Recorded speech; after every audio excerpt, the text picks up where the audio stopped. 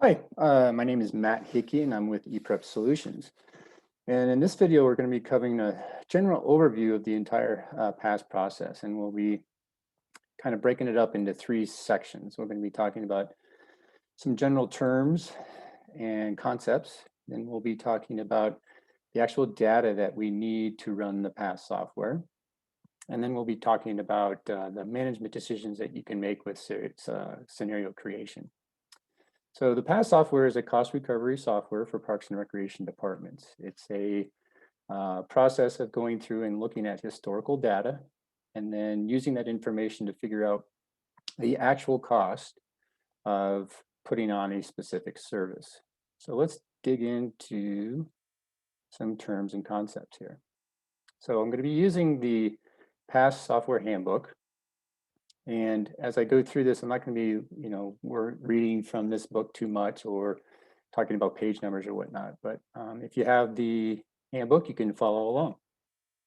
So to start here, we're going to be starting with a graphic here that kind of gives a visual representation of the overall process or methodology that we're going to be applying to the software as we move forward. So the PASS software stands for Pricing and Service Sustainability. And so the graphic that you're looking at here, you can see here that in the middle we have your community's priorities. And everything that we're going to be looking at is always based off your community's priorities. So if your community is, more looking at doing things like swim lessons or parks or sports fields, it's always up to the community as to what types of services you're going to be offering. So as we look at this graphic, we'll be talking about planning, budgeting, pricing, and measuring your services. So for planning, we're going to be looking at things like funding sources, what types of facilities you have, what types of programs you have, what's the personnel you need to offer those services. And then from there, we're going to be looking at budgeting. So we're going to be talking about things like direct and indirect expenses, how you budget. Do you do program-based budgeting, facility-based budgeting, zero-based budgeting? There's a bunch of different ways. As a side note, I always recommend for this type of analysis, if you can do program-based budgeting. That's where programming is completely separate from your facilities. So for example, in aquatics, you would have aquatics programming budget and then an aquatics facilities budget. This main purpose of the software here is to give you what it actually costs to offer your service, and then using your community's priorities, what will be the fee or the price for that service? And we'll be looking at things for pricing such as resident and non-resident fees, fees for rental groups, things like that. And then lastly, measurement. So, part of this whole process is to measure where you're currently at so you know where you can go. And then you can plan to move forward for the next year. So it's kind of a cycle here. So that's a really broad overview of the PASS software concepts. All right, some general terms. So when we talk about analyzing your services, we want to make sure that that we can identify what a service is. So if service is defined as an individual facility rental, an individual course program, event, league, an individual membership, which is an umbrella term for things like daily drop-ins and annual passes and punch cards. And we can also look at point of sale resale items if necessary. So here are some examples. So a facility rental would be a rental of a half gym for 4 hours by a club. A program or course example would be a youth swim lesson for ages 6 on Mondays and Wednesdays at 2 p.m. in the leisure pool at the recreation center. An individual service for membership would be an adult annual pass to one of the recreation centers, and a point of sale item could be, as an example, a swim diaper. So those are your services. A service area is defined as a grouping of services. So for example, we'll put down the examples here. We have things that are called expense service areas, which are just the actual program areas or facilities themselves. And those are the reason we have an expense service area is because those are tied to the actual service areas themselves. So for example, a facility service area of the North Recreation Center is also an expense service area because it's tied to budget. A brochure service area of aquatics is also an expense service area because it's tied to aquatics itself. A pass service area would be the memberships that belong to the facility, and a point of sale service area would be the point of sale items that are linked to a facility themselves. So let's look at this in a little bit more detail here. Well, actually, we're going to go into one more term here, which is called service categories. So we have services, individual services that are grouped into service areas by budget. The next grouping that we have is what we call service categories. So service category is defined as a predetermined grouping of services with a cost recovery or subsidy level identified. So for example, these are example service categories. And this is something that you'll do first internally through staff, and then most likely you'll actually bring in your community, either through surveys or meetings, and you'll speak with your community and your board about what types of categories would fit for your specific situation. So let's talk about categories here for a second. So categories could be things like non-monitored parks, right? So you're going to group all your non-monitored parks, athletic fields into this category. Rentals, skill-based activities. And then under skill-based, you could have, say, beginner, intermediate, advanced. So you could have an aquatics program, a sports program, a dance program, an enrichment program that all fall into beginning skill-based, or all of those could fall into advanced. So service areas can cover or go over multiple different service categories. So let's look at this visually. So this is an example of using television networks and Parks and Recreation. So we can see here that we have the service of youth T-ball, beginning yoga, and learn to swim level 1. These are all individual services. The service area would be, for youth T-ball would be sports, for beginning yoga might be fitness, and for learn to swim level 1 would be aquatics. So again, we have an individual service grouped by a service area that's tied to budget. And then the service categories, these are all skill-based beginner services. Next, if we move down, we have skill-based intermediate, skill-based advanced, and monitored access. And again, on the left-hand side here, there's just an example of what you might see in network television. So for example, the service would be The Big Bang Theory on CBS, that's the service area. The service for NBC would be The Good Place, and the service for ABC would be Modern Family. So these are all individual programs that belong to these networks, but they all fall into a category of comedy. So as you can see, there's this matrix here of similarities. So let's go back to the program. So we've covered services, service areas, and service categories. And more importantly, again, service area is always tied to budget. After we've talked about service areas and service categories, we're going to talk about management decisions. So a management decision is a data point allowing an organization to predetermine an adjustable variable that affects the fees of the service. So for example, you could have a skill-based beginner program. For example, we could look at that youth swim lesson, this level 1 learn to swim class. If that is in a skill-based beginner category, what we'll be able to find out is through the PASS software, we're going to know that this class, let's say, cost $100 per person to offer. At a 65% cost recovery goal, then you would charge $65 for that beginning class. Again, that's one of the management decisions you get to make. There are many management decisions, and we'll go over each one of those at the end of the video here.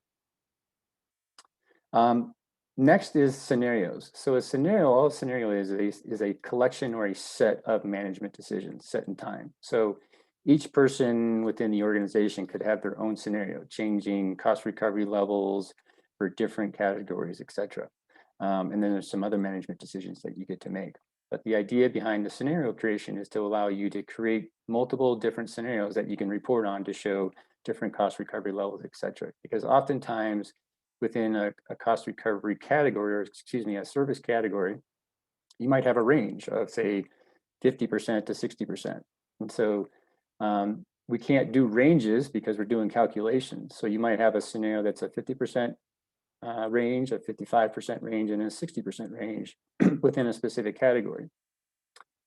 Next, we'll be looking at here the difference between what is an expense or cost and fee. And so we just want to make sure to iterate that anytime we say cost or expense, we're talking about the full cost, right? The 100% cost to offer that service.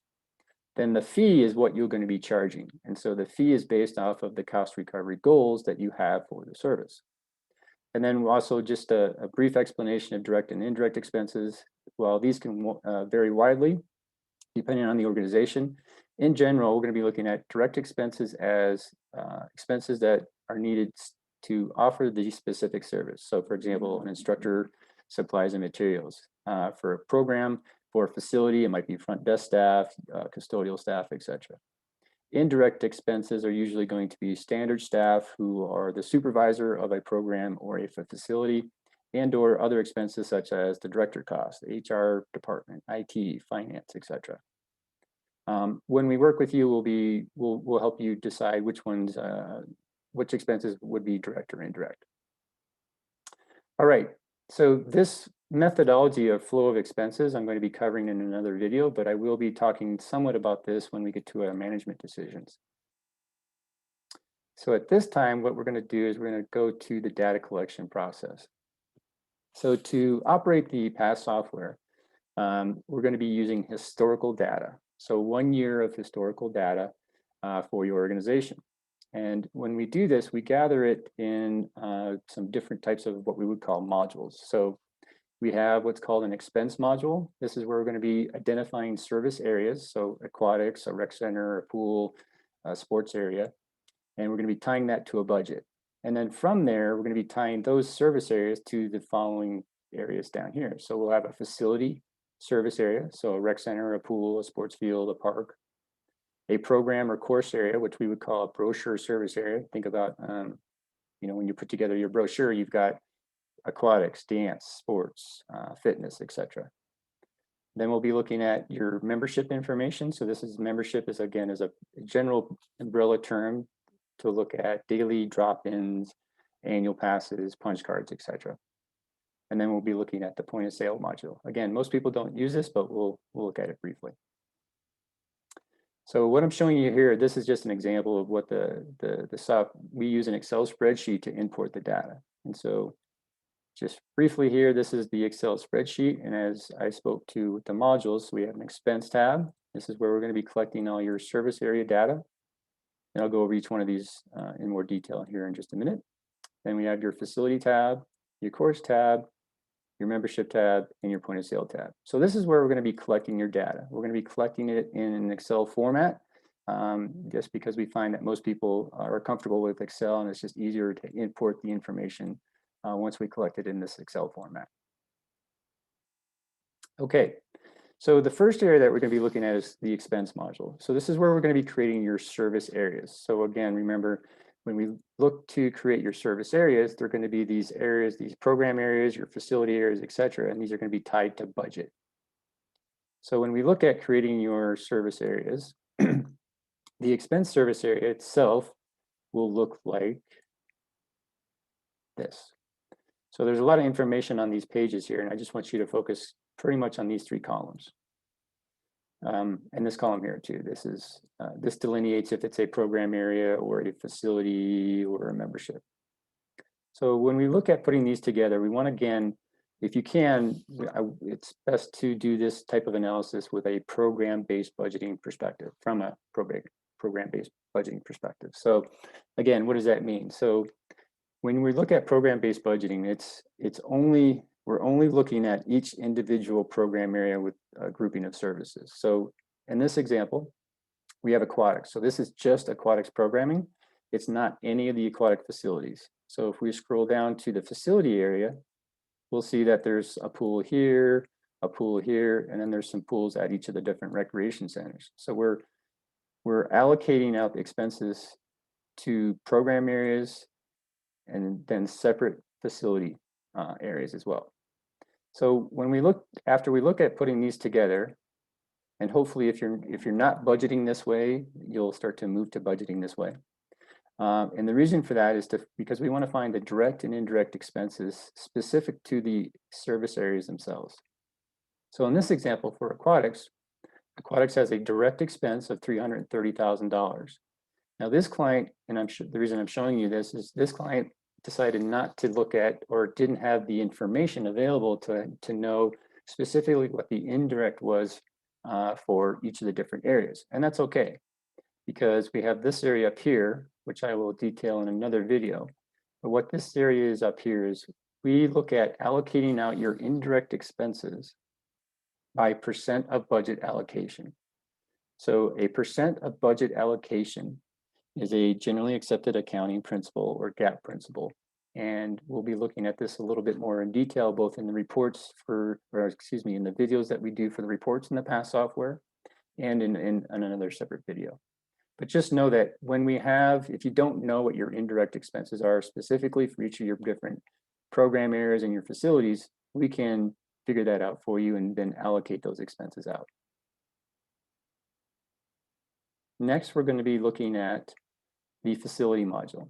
So with this module, the information that we need to collect is all listed right here. And what I'm going to do now is I'm just going to go to the Excel spreadsheet so you can see it in that format.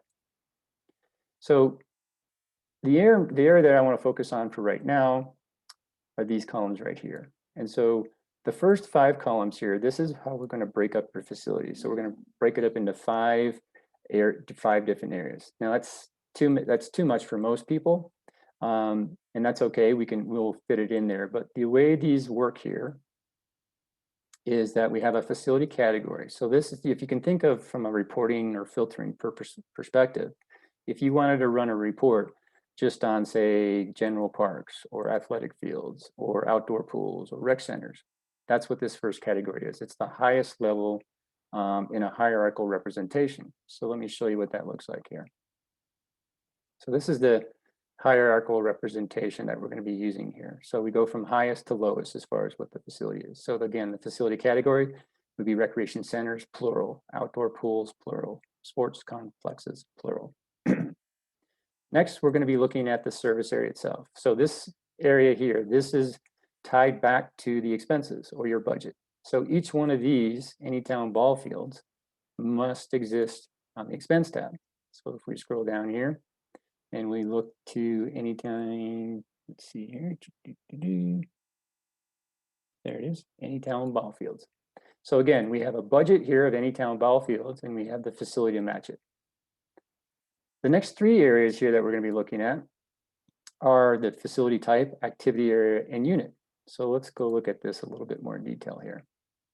So facility type is going to be a little bit more general. So it's like multi-purpose rooms, pools, specialized rooms, sports fields, things like that. It's, what is the type of facility that it is? Underneath that, we're going to be looking at the activity area itself. So you could have a multi-purpose room or a sports complex that equals gym. For the pool, you could have a lap lane or a leisure pool. For specialized room, that could be gymnastics, climbing wall. And for sports fields, it could be soccer field, football field, etc., basketball courts. And then once we get down to the facility unit, this is really where the rubber meets the road. So what we're going to be doing within the PASS software is determine what the per hour cost is for each facility unit. And that's why this is important that we get this correct as soon as we can. So for example, a gym, if you have a divider or a wall that you can put in place that divides it into a half gym, the smallest unit would be a half gym. So a facility unit is the smallest bookable space. You can think of it that way. So for example, in a lap pool, each lane would be a unit. So in an 8-lane lap pool, you would have 8 lanes, 8 units. For a climbing wall, you just have the wall, or you might break up the wall into maybe an advanced and beginner section. For a soccer field, you might just have the field, but you could maybe have half fields because you rent it most of the time for youth sports, let's say. And then we're going to count those units. So again, this is the hierarchical representation of the information that we're going to be looking for. So to go into an example here, this is a facility. This is an actual recreation facility, recreation center. So what I'm going to be doing is I'm going to be using this graphic, and along with this graphic, I'm going to show you how we would input the information. So the screen that you're seeing here is all this information matches the graphic above. So let's go back to the graphic, and you'll see at this recreation center, we have a swimming pool, lap pool, I should say, a leisure pool, gymnasium, gymnastics room, a racquetball court, a dance room, a yoga room, 3 multi-purpose rooms, a weight room, and a childcare room. And then in addition to that, we've got locker rooms and staff offices, lobbies, hallways, mechanical rooms, storage closets, etc. But the part of the past process is we're not going to be looking at square footage. We're going to be looking at the individual spaces that you can book or rent, because these are the only spaces that you can gain revenue from. You can't gain revenue from staff offices. So this is about a 65,000 square foot facility, but we're only going to be looking at about 40,000 square feet of it, because those are the spaces that can actually be booked and used, and these spaces where we can get revenue back. So let's take a look a little bit more in detail here. So if we look at this facility, we'll see that the category is recreation centers, plural. So we can sort by all recreation centers if we wanted to in a report. The service area, again, tied back to budget, is just the North Rec Center. We have facility types, activity areas, units, counts, and capacity, which we'll speak to here in just a second. So let's go through each one of these one by one. So the facility type, we have multi-purpose childcare room. We've got one of those, and the facility unit service capacity is 25. So let's go look at that. So the childcare, this is the childcare room. We've got one of these, one room, one childcare room, and the capacity for the intended purpose of the space is 25, meaning you can put more people in here. Fire code might be 50, but for the intended purpose of the activity that's taking place within the space, it's 25, because with 2 people or 3 people in there, we can oversee up to 25 kids at any one time. The next area is fitness. So we have fitness rooms, and we have 5 of those, and the capacity to those is 40. So let's go look at those. So the 5 fitness rooms, so we have a dance room, a yoga room, and 3 multi-purpose rooms. So the main purpose of these spaces is fitness. There's dance classes, yoga classes, aerobics classes that are held in these. Occasionally they'll be used for meetings or parties and whatnot, but the main activity that's taking place in these spaces is fitness. Now, each one of these rooms is slightly different in size, but each room holds essentially the same class and up to 40 people. So that's why we have 5 fitness rooms, each with a capacity of up to 40 people for the intended purpose of fitness. Next, we have the gymnastics room. Now you'll see pods. We have pods on the gymnastics, weight room, and leisure. So for the gymnastics room, we have 9 pods, which I'll speak to here in just a second, with a capacity of 10 per pod. So let's go look at gymnastics room and why we would use pods. So this is the gymnastics room up here. And from a booking perspective in your recreation software, there's a parent-child relationship. So you can think of this entire recreation center as the main parent, right? And underneath that parent, we've got each of these different spaces that we would book within the recreation software. So within the gymnastics room, unlike say a lap pool where we can individually book lane 1, lane 2, lane 3, lane 4, etc. In the gymnastics room, that doesn't have any delineated space like that. So the gymnastics group will book up to 9 classes at the same time in the space. So for example, on a Wednesday morning at 10 a.m., they'll have up to 9 individual classes or 9 instructors with 10 kids each. So if we go look at the capacity of the pod, it's 10 for 9. So they have 9 instructors, 10 kids each, 90 kids in that room at any one time. This is about a 10,000 square foot room. And you can imagine in gymnastics, they've got the floor, they've got the balance beam, the volt, pole vault, stuff like that, or not the pole vault, the vaulting in the gymnastics room itself. And so again, the parent is the gymnastics room and the child is 9 pods. So again, in the recreation software, they created 9 individual childs to the parent of gymnastics room. So they can book 9 classes at the same time. So that's what a pod is. So let's go look at the leisure pool. So in the leisure pool, there's 10 pods. So if we scroll down to the leisure pool here, or actually 5 pods on this one. So if there are 5 pods in the leisure pool, that means they can book 5 classes at the same time in that space. So again, at 10 a.m. on a Saturday, there could be 5 instructors in there teaching 5 classes at the same time. Same thing with the rate room, we've got a pod. So when we look at making the facility count, again, we're going to be, the lap pool is the easiest one to kind of think about because there's 8 lanes in a lap pool. So there's 8 units because we're going to be figuring out the price per unit for the lap pool. And in this case, we're using that for the facility unit service capacity, we're looking at 4 because you might have, say, for a master's class or a swim team or some type of class where you're booking the lanes, you might have up to 4 people for that. So that's the structure of the information that we need from you. Now, this could be, if this was a park or a sports field or, something like that, obviously it'd be a little bit different, but the concept is all the same. So if we look at the information that we'll be gathering, we would gather it in this Excel spreadsheet. So we looked at identifying all the different facilities you have and the facility types and activity areas and units that you have in those facilities. We'll count the units. We'll talk about the capacity. Again, facility unit service capacity is not fire code. It's the capacity of the space for the intended purpose. Next, we'll be looking at facility unit days, how many days you're open per year and how many hours per day. And we do an average there, and there's really 3 different ways we can look at this. So briefly, the 3 different ways are, if you're open 12 hours a day for 365 days a year, that's one way of looking at it. That is, we're looking at every hour you're open.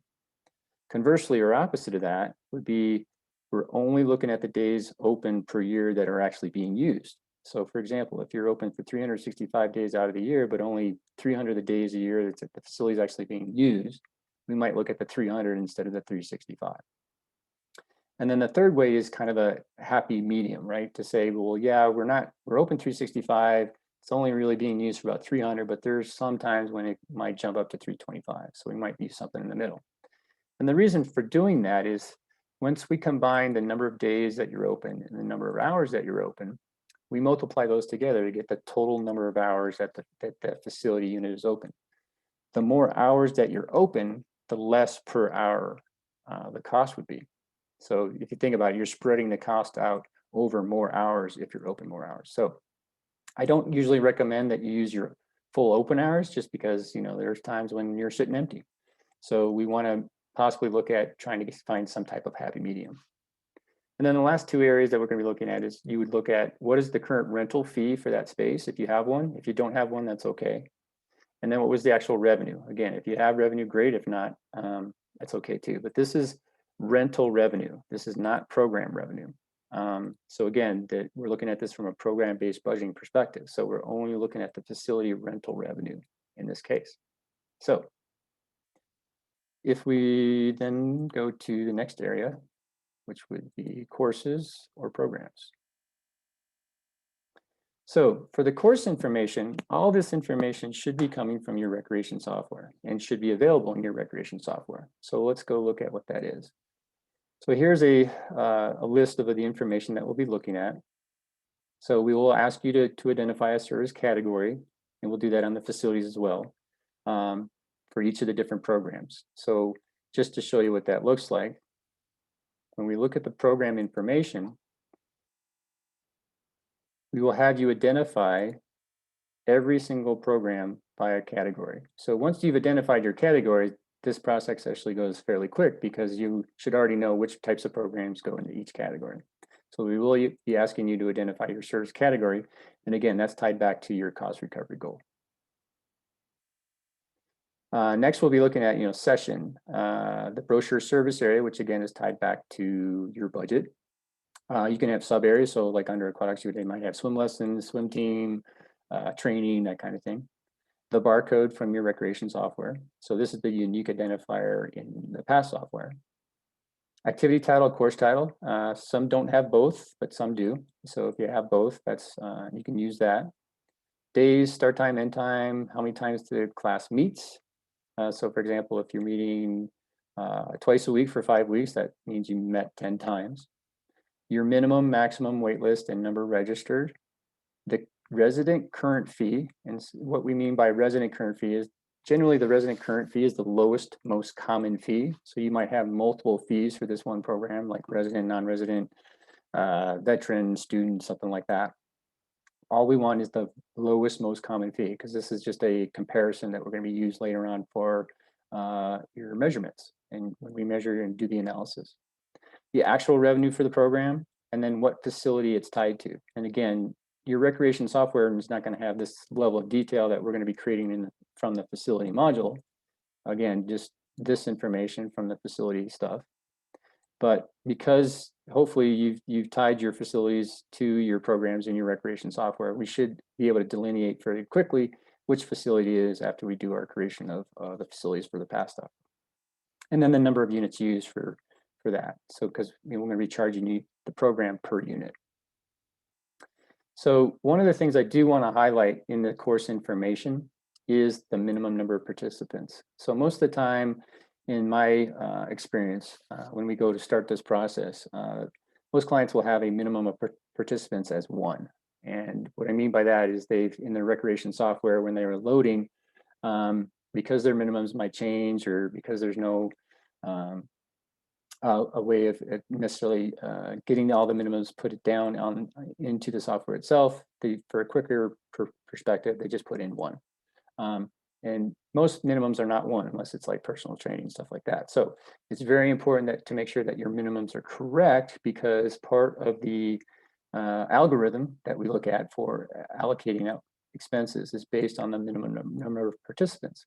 And the reason we use the minimum instead of the registered is that the minimum should be consistent from year to year. And so we want some consistency in this analysis. So that is the program information. And again, this is just to give you kind of a quick glance here. All this information was downloaded from a recreation software. If your recreation software doesn't already give you reports that can, put everything on kind of one row, I would ask the recreation software company, I would have you go ask the recreation software company to do that. Some of them already do. So the next area we're going to be looking at is the memberships. So for memberships, it's pretty straightforward type of information that we need. Again, it's we're going to be categorizing it. We're going to be linking it to a facility or recreation centers. So the memberships grouping is, it's for the recreation centers or the outdoor pools, so on and so forth. The past service area, this in theory is going to be tied to budget, but it doesn't start with a budget. And we'll be talking about that when we get to the management decisions. So what type of plan is it? Is it, annual pass, daily pass, punch card, that type of thing? The pass type, adult, youth. Generally, this is an age group, but we can have other pass types. Pass type capacity, generally that will be 1, unless it's like a family or a couple. It's just the number of people who can use the pass. Pass term, daily, annual, monthly, punch card, etc. Pass term length. So really quickly on this one, so daily would be 1, a 10 punch would be 10. But for anything that is over a length of time, so like a week, a month, a year, a season, in my analysis, what we found is that generally say for an annual pass, they're coming between, and it's changed over time, either between 1.4 to 1.8 times a week. So what I've done is I've just rounded it up to 2 to get a baseline. And so for a monthly pass, if you have 4 weeks in a month times 2, so it's twice a week, that would be 8. So the pass term length for a monthly pass would be 8. For an annual, we have 52 weeks times 2, leap year, that kind of thing, 105. And the reason we do this is telling the software, we're basing the cost of the pass based on how many times we think that the user is going to use the pass. And so that's why we don't put 365 for an annual or 30 or 31 for a month. We use twice a week. Next, we'll be looking at visits per year or sales for the previous year. And the difference is visits is daily. So for example, a daily, you might have 10,000 daily visits for the year. But for an annual pass, you might sell maybe 200 or 300 of those. So for daily, it's visits, and for everything else, for passes, it's sales. And then the pass current fee, again, this is the lowest fee, the lowest most common fee. And as a side note, if you're not already doing this in your recreation software, you should be looking at using what's called fee type. And what you can think about is when you're creating a new membership, a new pass in your recreation software, you might have, for an adult annual pass, you might have resident, non-resident, veteran, for-profit organization, nonprofit organization. I mean, you could keep going on and on and on, right? You might have 10 different fees for the same pass. So what we would recommend is that you use the fee type instead of creating 10 different passes. You can create one pass and then use the fee type to say, yes, resident, non-resident, military, etc. And as a side note, again, the reason I'm telling you this is that we're going to be analyzing just the adult annual pass. So we'll be combining all that information if you do have it all separated out. We'll be combining it into one row of data because, again, we just want to analyze the adult annual pass. We don't care about all the other, what you're necessarily charging for it. We just want to care about the pass. So that was covering the pass current fee, again, so it's the lowest, most common fee, and then the actual revenue for that pass. So just to show you what the membership information looks like. So, and again, you'll be assigning a service category to each of these memberships, but we'll assign it to a facility, we'll give it a name, the plan, the type, capacity, the term length,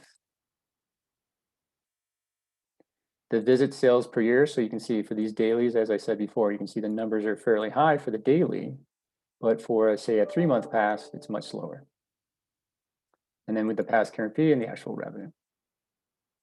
The last area that we'll be looking at is point of sale, and just briefly on point of sale, like I said, most people don't use it.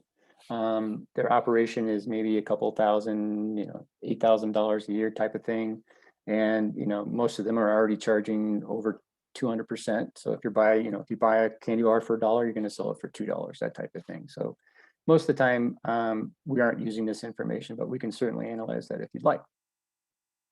So that is the collection of that's the data collection. So we've talked about the terms, some concepts. We've talked about the data needed to be gathered and what the data will look like. And now what we want to do is talk about some management decisions. So again, the information that PASS uses is historical information. PASS Lite, there's a couple of versions, but the main version that's out there right now is programs. PASS Lite programs, you can do specifically to the programs, and you can do instantaneous or continuous projections, meaning if you're planning a program right now and you want to see if I charge this and then this is what it costs and cost per of this, you can do that instantaneously. And those are actually covered in other videos on my channel. But for PASS itself, because we're using historical data, we give you the ability to make what we call management decisions so that you can take the information that you've had and apply cost recovery goals, apply allocations, different allocations of indirect expenses, subsidies, that type of thing, to see if we did the exact same thing that we did the year before, maybe with some modifications, and we had those expenses, and we had these cost recovery goals, here's what the fee would be for each of those different services. So let's dive into some of the management decisions. So the first area that we're going to be looking at is facilities. And so what I'd like to do at this point is actually get into some of the software, but before I do that, the first management decision is membership only. So what we're asking from you in this decision is the facility only used for membership, meaning there's no rentals and there's no programs that are held there. Most of the time, this is not going to be the case, but there are some facilities out there that are membership only. The next one is facility unit service capacity. So we already spoke to this when we were talking about the facility data, but the idea behind this management decision and what you're seeing right now as part of the software, this is where we create scenarios and make management decisions. So again, if you remember, a set of management decisions is a specific scenario. So you can see right now we have 2 scenarios, a default scenario and a 2021 cost recovery scenario. So the decisions are the same in each of the scenarios, but you can change each of the different management decisions. So let's go to look at the facility management decisions. And again, we're going to be looking at the membership only one we've already talked about. The next one we're going to be looking at is this facility unit service capacity.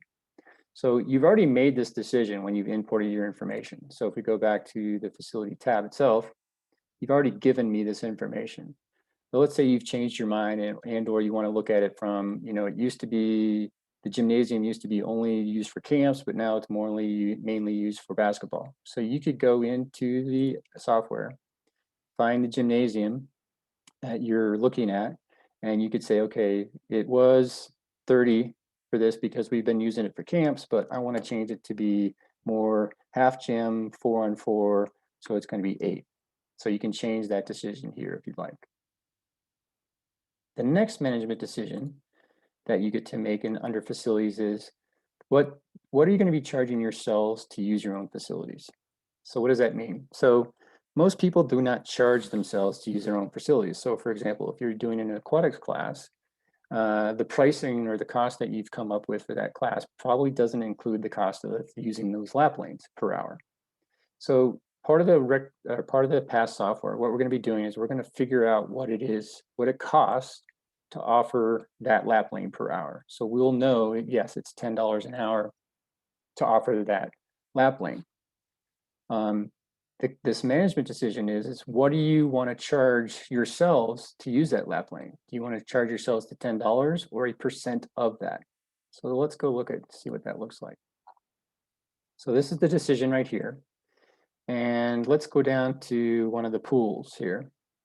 So you can see that at the East Anytown Community Center, we've got the swimming pool and the leisure pool. So we get the lap pool, leisure pool. So in this example, because this agency has never charged themselves to use their own facilities, it didn't make sense for them to start out at 100%.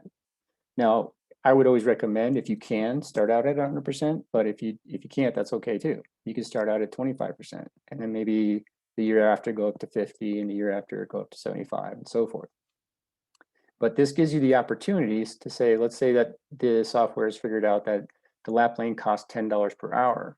That's the full cost. The service category cost recovery goal, or what you're going to charge the public to rent that space, might be at, say, 90%. So you, instead of charging $10, you charge $9. Internally, you might say, okay, it costs $10, but only charge 50% of that, or $5. So for the program itself, it's only going to be charged $5, whereas for a rental, it could be $9, even though the full cost is $10. So that's this management decision that you get to make. So the next management decision is again we've already looked at the service category cost recovery goal for facilities as well.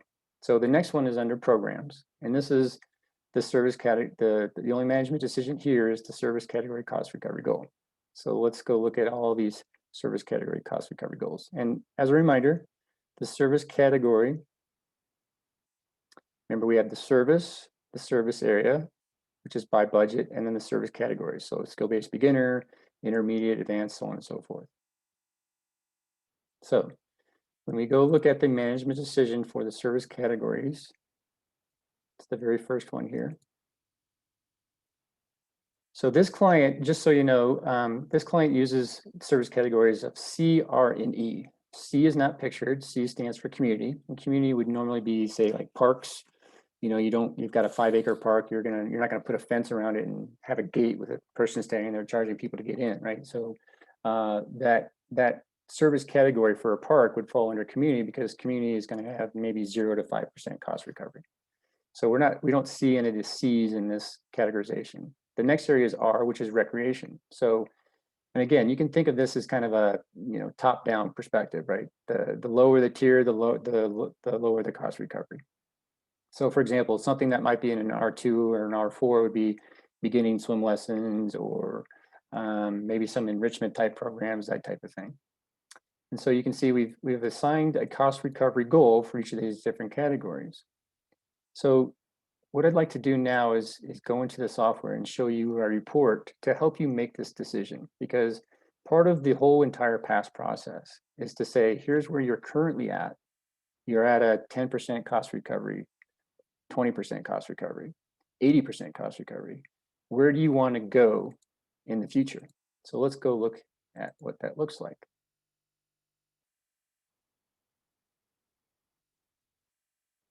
And by the way, the process of running these reports and how to run them, etc., I'd cover in other videos. So the report that we're looking at here is, you can see the categories, same type of categories. So we've got the R's and the E's, and E, by the way, E is exclusive for this client. So exclusive would be things more like, you know, rentals, private swim lessons, personal training, that type of stuff. So here are the categories.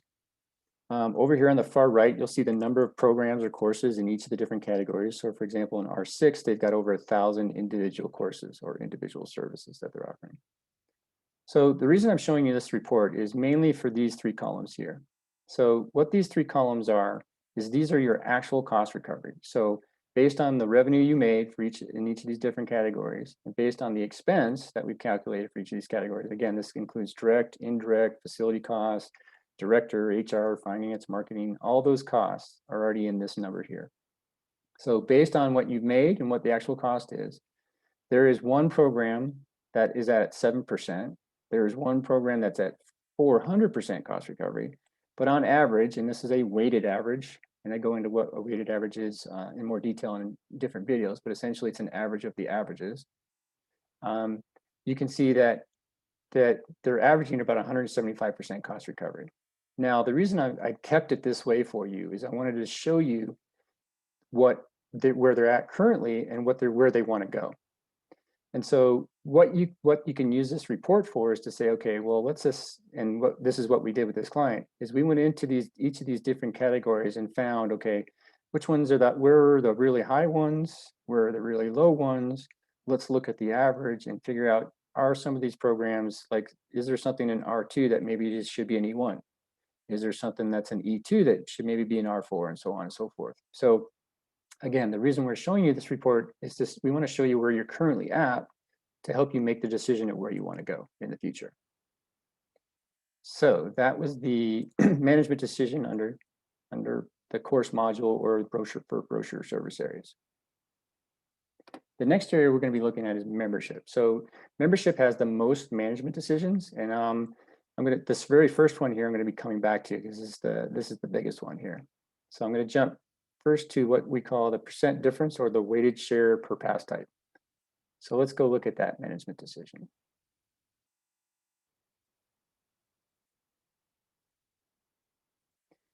So under the scenario that I've been working on, here are all the management decisions. So this one we're going to come back to, but we're going to go to this one right here, this weighted share value score. So you can think of this as it's not cost recovery. This is, if everything being equal and an adult pays 100% of the cost. So let's say that the daily rate for a member, the daily rate to come into the rec center or the pool is $10. So the adult is paying $10. What this is asking you is, what would a senior pay? So a senior, in this case, the senior is going to pay 90% of what the adult's going to pay. So if the adult's paying $10, the senior would pay $9. The youth would pay $7. The family would pay $6, per person type of thing. This other information in here, this is for reservoir boats stuff, and so I'm not going to go into that. But just in general, the weighted, the value score is based on if adults pay full price, what is everybody else going to pay after that? And again, this is not cost recovery. So that's the weighted share value score management decision. The next management decision we're going to look at is what percent discount do you want to apply off the daily rate? So what does that mean? Let's go look at that. So in this case, if you've got a daily pass, the daily pass, you're not going to give a discount on, right? The daily rate is $10 for an adult. So we don't want to give a discount off of that because that's what the daily rate is. Now it might be $10, it might be $15, it could be $5. Whatever that is, that's okay. What this question is asking you is that if you've got a punch card, an adult 10 punch card, and it's $10 per visit, again, we're not giving you any discount off the daily, but if it's $10 per visit and you buy 10 of them, that's $100. So what we're asking you here is, do you want to give a discount off of that 10 punch? Because if it's $10 and it's if it's $100 to buy the 10 punch, there's no incentive for me to buy that punch card. So you might want to give a discount off of that for buying multiple punches. So in this case, they're going to give a 5% discount. So in this case, it would be $9.50 per punch or $95 total. For a 20 punch, they're going to give a 10% discount. 3-month, 15%. Annual pass, 25%. So on and so forth. So that's what this management decision is.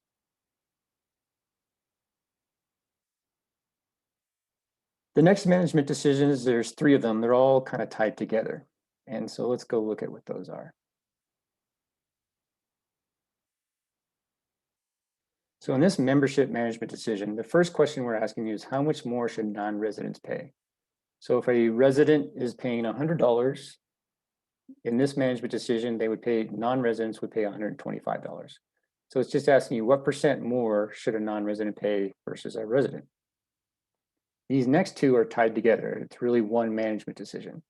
What this is asking you is what percent of residents and non-residents of the whole are there? So for example, if you sold 100 memberships and you know that 75 of those memberships were sold to resident people and 25 were sold to non-resident people, your percentage would be 75-25. And the reason we do this is if you can think of a scale, right? There's a scale that's being weighed down on one side versus the other side. The more residents that are buying your passes, because they're paying a lower fee, the cost to everybody is going to be slightly higher because there's more non-residents, or excuse me, more residents. If there are more non-residents, because they're paying more, 125%, the fee or the cost, if you will, for everybody is going to go down slightly because you've got more revenue coming in from non-residents. But just know in general, most people are about 75-25, most people that I've worked with. But that can depend on, you know, if you're a county, a district, a city, that type of thing as well. All right, let's go to the last major management decision for membership. So membership doesn't start out with an expense. If you remember back at the beginning here, when we looked at coming up with expenses for all your program areas, so aquatics, Yoga My Body, for your facilities, these are all the facility service areas, right? For the sports field, we have an expense. But for membership, we don't have any expense to start with. And the reason we do that is that when you have a facility, we're going to be looking at what we would call, well, I'll just visually do it here for you. So we have a facility and it costs $1 million a year to operate. So in the facility itself, this is the operating cost to operate that facility for 1 year. It's $1 million. What we're going to be doing throughout the PASS software, what the software is going to be doing is it's going to determine your rental revenue. So the rental revenue that you might have for this facility, let's say you bring in $100,000 of rental revenue. So what that leaves you with is $900,000. So we either need to subsidize all that money or come up with another way to get some more revenue. So this is kind of step one. Step one is we look at your facility rental revenue. Step two in the software, and this is all explained in the document in detail. This is all explained and talks about how it works here, and there's some other information in here as well. So if you want to read through what I'm describing here, you can certainly do that. So step one, again, was facility costs $1 million a year to run. We bring in some rental revenue. We still have $900,000 remaining. So the next thing we'll look at is program use of the facility. So again, what this is you're charging yourselves to use your own facilities. You're charging yourselves to use that lap lane. You're charging yourselves to use that sports field. You're charging yourselves to use that multi-purpose room inside the software. So the software is going to determine or let you know if you have all these programs using these facilities, this is the quote unquote revenue that you're going to get from those programs. Now, again, there's no revenue actually changing hands, but we can show you if you wanted to have money change hands, what that money should be or what the amount should be. So let's determine that the facility, all the programs that are using the facility that bring in another $100,000. So if we subtract that from the subsidy that we have, we get a new subsidy that is remaining. So we have $800,000. What are we going to do with that $800,000? Is it going to be subsidized by tax dollars? Is it going to be, how else can we lower that amount? Well, the step left here would be memberships. So what this management decision is going to ask you is, what do you want to do with this $800,000? Do you want to take all of it or a portion of it and apply it to become the membership expense? So if you took all $800,000, you would have an $800,000 expense now for your membership.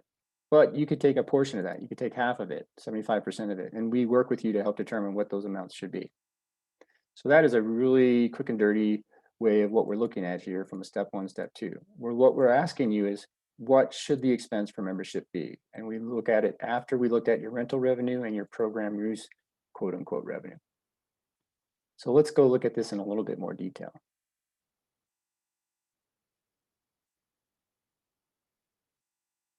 So as this membership allocation management decision comes up here, we're going to be looking at both facilities and programs. Programs can have subsidies as well. So what I'm going to do is I'm going to sort this by each of the different programs areas. So what's over here on the left is the program or facility. Then in the middle, we have the facility subsidies. And when we get to program areas, we have program area subsidies. So what this is telling you, it's essentially a crosstab. It's telling you that Anytown Ball Fields currently has $41,000 in subsidy. So if we go back to this example, that's this $800,000. If we look at a facility, so let's go down to, let's see here, one of the rec centers, okay. So here we can see East Anytown Community Center. So this $1.544 million, this is what's remaining after we've looked at getting rental revenue and program revenue. So to see that in a report, let me just show you what that looks like in a report.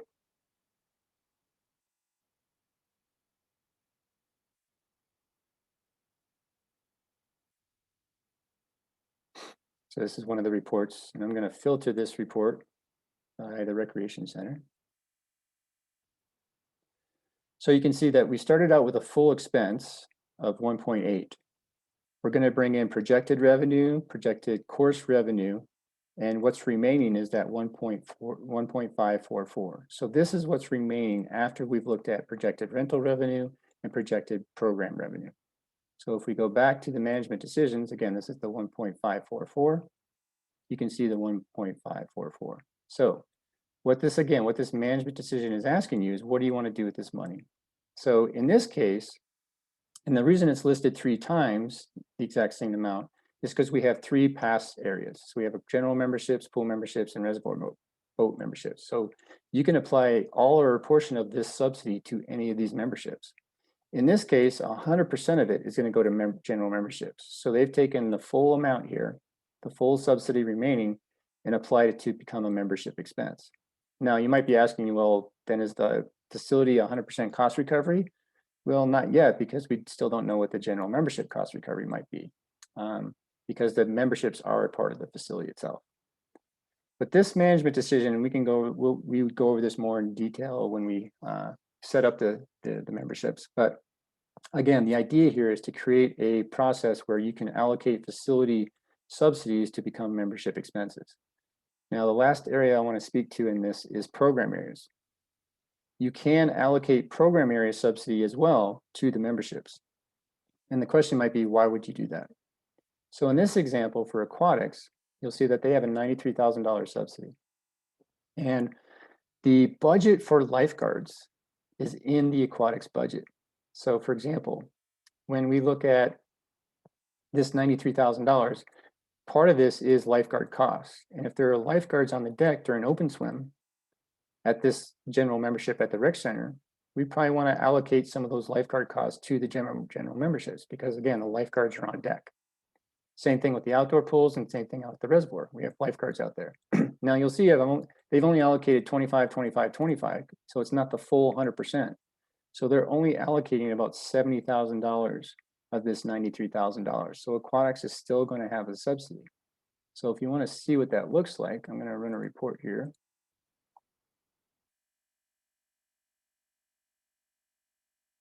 And what I'm going to be running is what's called the Grand Summary Report, which I used often because it's a very broad overview of the entire, all your services. So as this comes up here, you'll see the aquatics.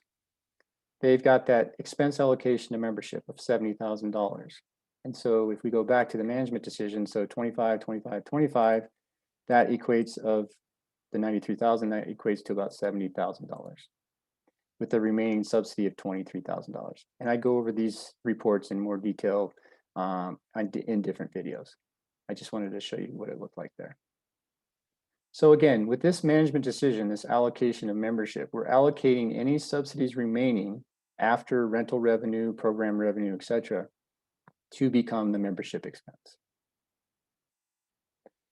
So those are the management decisions. So again, we've covered the terms and concepts, we've covered the data that you'll need, and we've covered the management decisions that you get to make.